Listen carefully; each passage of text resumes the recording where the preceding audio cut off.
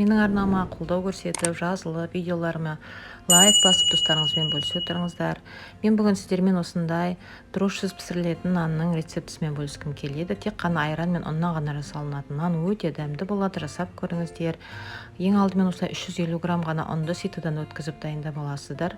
Сосын мына жерде 300 грамм айран бар. Қолдың айраны да барады, дүкендікі де барады. Осы айранға бір қасық тұзымызды, қосытқышымызды және ас содасын салып, жақсылап араластырып жібереміз де осымен қамыр илейміз.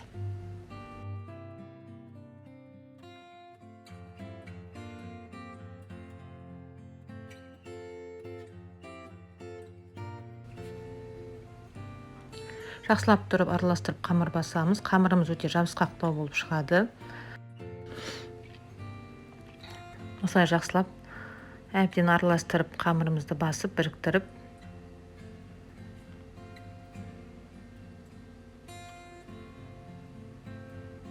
кішкене ғана жабысқақтау болады. Жабысып өте еткізбей жатсақ, тағы да ұн сеуіп жіберіп жасауға болады. Қазір мен табамнан, ыдысымнан жерге түсіріп алып, осы шыққан қамырымды екіге бөлемін.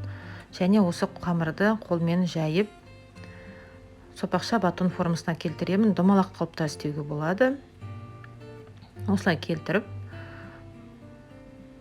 сопақша формаға үстіге келтірдім. Екіншісінде қазір осылай жасайтын боламын. Қолыңызға жабысса, кішкене ұн сеуіп жіберіңіз, дымда етпейді одан. Осылай формасын келтіріп, екі жағын реттеп сопақша формаға келтіргеннен кейін, қазір мен противеньге саламын.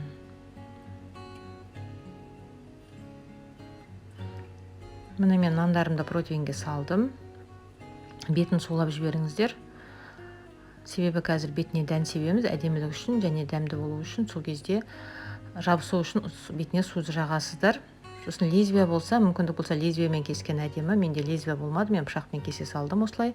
Бетін сулап жіберіп, енді мен қазір біреуіне асқабақ дәнін осылай мен молынан салып, біз жаңа бетіне жаққан судың арқасында ол жабысатын болады. Және екіншісіне мен күнжіт дәнін септім.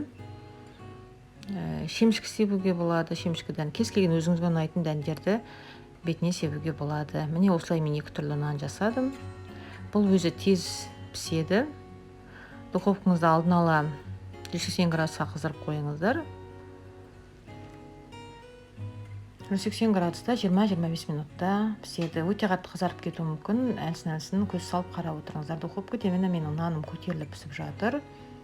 Менде 25 минутта наным пісіп шықты. Міне өте әдемі болды. Қазір ыссы күйінде мен суылған соң кесетін боламын.